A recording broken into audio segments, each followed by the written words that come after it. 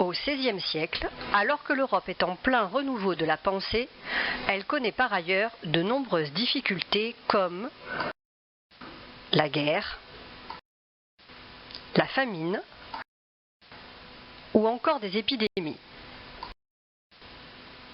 Les populations chrétiennes interprètent ces malheurs comme la colère divine et confortées par le message de l'Église, elles craignent le jugement dernier.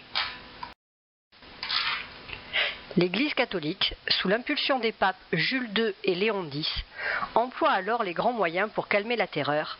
Elle vend les indulgences. Moyennant quelque argent, le clergé propose ainsi le pardon de ses péchés afin d'obtenir la clémence de Dieu et donc le salut, c'est-à-dire l'accès au paradis. En réalité, cet argent récolté permet surtout de financer des édifices religieux comme la basilique Saint-Pierre de Rome par exemple. L'Église est donc corrompue et s'écarte de ses valeurs fondamentales et du message des évangiles. Dans ce climat religieux déviant, des hommes s'opposent et osent critiquer l'Église catholique et ses pratiques. Le premier, Martin Luther, un moine allemand, s'insurge contre les déviances de l'Église en publiant le 31 octobre 1517 ses 95 thèses. Il est bientôt suivi par d'autres hommes comme en France Jean Calvin. Ces hommes veulent réformer l'Église et la ramener dans le droit chemin. Ils sont à l'origine d'une nouvelle croyance qui prend bientôt le nom de protestantisme et leur réforme porte le nom, elle, de réforme protestante. Luther est scandalisé par le commerce des indulgences et affirme que le pardon des péchés ne s'obtient pas par de l'argent mais par la foi et la grâce de Dieu. Ces idées se répandent grâce à l'imprimerie et la foi protestante commence ainsi à se diffuser d'abord en Allemagne, puis dans le reste de l'Europe. Malheureusement, le pape Léon X fait brûler ses livres et l'excommunie le 3 janvier 1521, c'est-à-dire qu'il le chasse de la communauté chrétienne et ecclésiale. Qu'à cela ne tienne, Luther brûle la bulle d'excommunication du pape et continue ses prêches.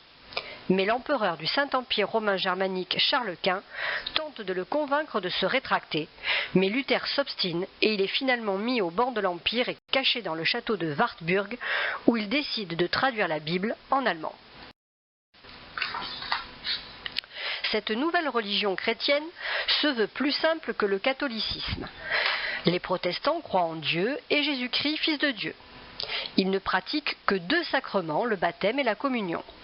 Enfin, ils pratiquent leur culte à partir de la lecture de la Bible, traduite en langue commune, donc les cérémonies religieuses se font dans cette langue et non plus en latin comme dans la religion des catholiques.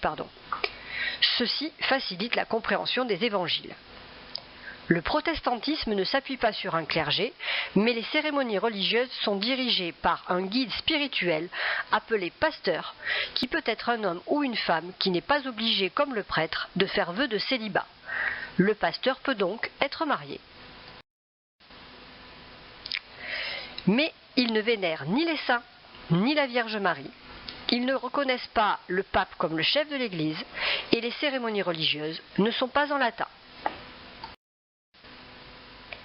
Si les catholiques ont des églises, le lieu de culte traditionnellement utilisé par les communautés protestantes est dénommé le temple. Toutefois, ce n'est ni un lieu consacré, ni un lieu sacré. Il y a lieu de culte partout où des croyants célèbrent un culte, y compris dans des maisons ou des salles occupées pour l'occasion.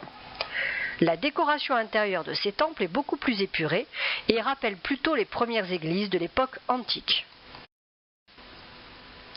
Mais l'Église catholique condamne ces nouvelles pratiques et ne tarde pas à répliquer en lançant une contre-réforme. Ainsi, elle lance le mouvement des jésuites et développe l'art baroque pour essayer de rétablir son influence. Résultat, l'Europe se retrouve divisée en 3 branches du christianisme. Les chrétiens protestants, eux-mêmes divisés en plusieurs courants, anglicans, calvinistes, luthériens, se retrouvent plutôt dans l'Europe du Nord. Les chrétiens catholiques sont plutôt concentrés dans l'Europe de l'Ouest, du Centre et du Sud. Et enfin, les chrétiens orthodoxes sont regroupés dans l'Europe de l'Est. Démarre alors une nouvelle période de guerre et de persécution. L'Europe est déchirée par les guerres civiles entre catholiques et protestants. Les massacres de protestants se multiplient, comme ici, aux Pays-Bas.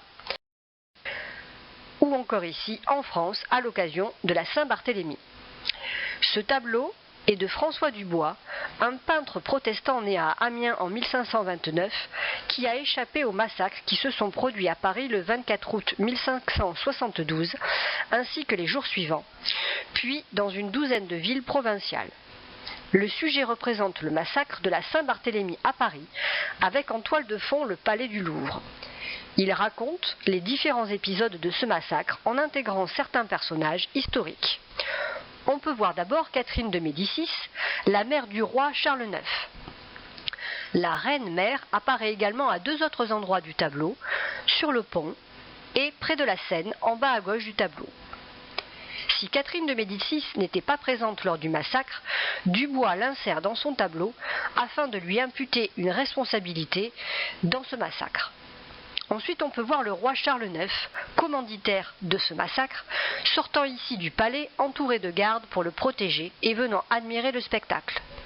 Enfin, le troisième personnage est l'amiral de Coligny, chef militaire du parti protestant. La fin tragique de cet homme est représentée en 3 temps. D'abord, son corps est défenestré, c'est-à-dire jeté par la fenêtre. Scène 2, son cadavre est décapité et gît aux pieds de 3 seigneurs, dont l'un d'eux est peut-être le duc de Guise, qui considérait Coligny comme le commanditaire de l'assassinat de son père. Il brandit la tête tranchée de la victime tel un trophée de chasse. Pendant ce temps, un soldat, lui, émascule le corps. Troisième scène, enfin en haut à droite, le corps est ensuite traîné jusqu'au gibet de Montfaucon, lieu des exécutions judiciaires. Bref, à partir du 24 août 1572 et dans les jours qui suivent, tous les protestants de Paris, hommes, femmes, enfants, sont massacrés sauvagement afin d'éradiquer le protestantisme en France. Ce massacre est ensuite reproduit dans d'autres villes de province durant l'été 1572. Au total, il coûte la vie à 3000 protestants parisiens et si on ajoute les victimes dans le reste de la France, on atteint 30 000 personnes. Ainsi, alors que l'Occident connaît un formidable renouveau de la pensée et des arts, au même moment, il connaît une division religieuse. Le christianisme est désormais fragmenté et en proie à des guerres de religion. Au début du XVIIe siècle, l'Église catholique, malgré les persécutions, n'a pas fait disparaître le protestantisme. C'est désormais sur la base de ces transformations que naît l'Europe moderne.